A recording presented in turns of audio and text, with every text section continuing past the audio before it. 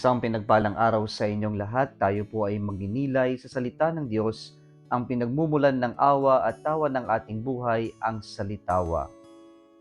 Today we are celebrating the memorial of Saint Lorenzo Ruiz of Manila, martyr and companions for also martyrs.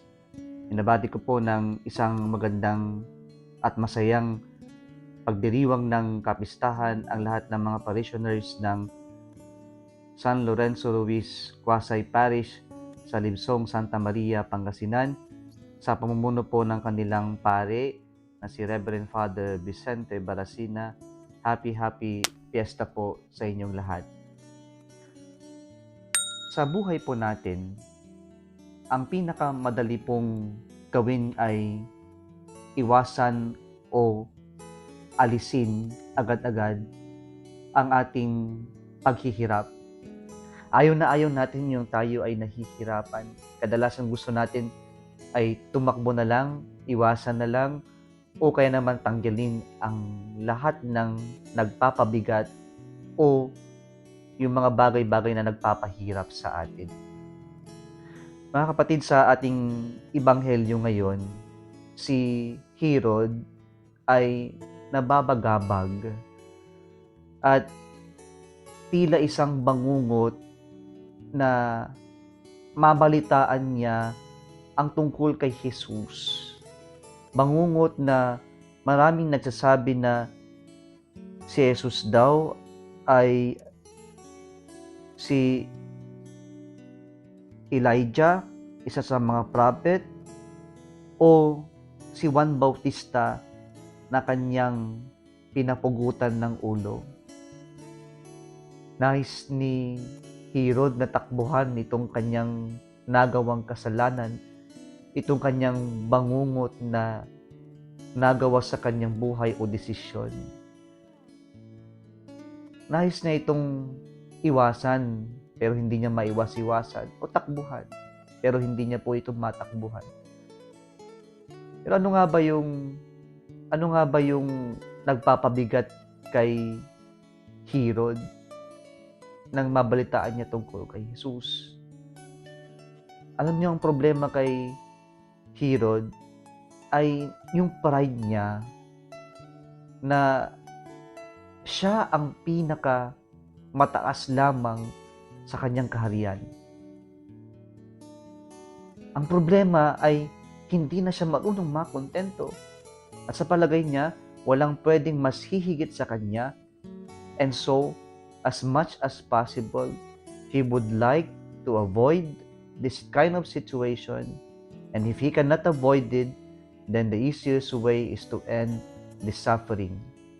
So he would like to end that suffering that someone seems to be higher than him. At ito yung naririnig nilang pangalan ni Jesus. And so, gusto na rin niyang i-end ito at tapusin ito at tapusin kung sino man yan ang gustong umagaw ng kanyang paghahari. Mga kapatid, nakita po natin na hindi na makontento, kaya hindi naging masaya ang paghahari ni Herod. Kabaliktaran nito ng ipinakita ng santong ating pinagdiriwang ngayon na si San Lorenzo, ang ating proto-martir o ang first saint ng ating bansa. At dito po sa kanyang pinakita, sa San Lorenzo ay naging martir dahil hindi niya tinakbuhan ang kanyang pananampalataya sa kabila ng pag-uusig sa kanya. He was tempted in the first instance that he was offered freedom. He simply had to deny Jesus and he would be free. According to the story, he first said yes. But at the moment that the guard would free him from his imprisonment, San Lorenzo said, "No, I will not." And he uttered these words, have I a thousand lives, I will die for God 1,000 times. Inalay ni San Lorenzo ng buong buo ng may tapang ang kanyang buhay sa Diyos kahit sa harap ng pag-uusig at kamatayan, sapagkat nakita ni Lorenzo ng Diyos lamang ang makakapagbigay ng tunay na kaligayahan. Ang Diyos lamang ang makakapagbigay ng tunay na contentment. Ang tunay na makakabigay ng kasapatan sa buhay. May we learn from our first Filipino saints that hopefully, as we try to look our happiness in life, our contentment in life, we will always find it in the Lord, in Christ Jesus. Na sana po mahanap natin itong contentment, itong happiness natin sa Diyos.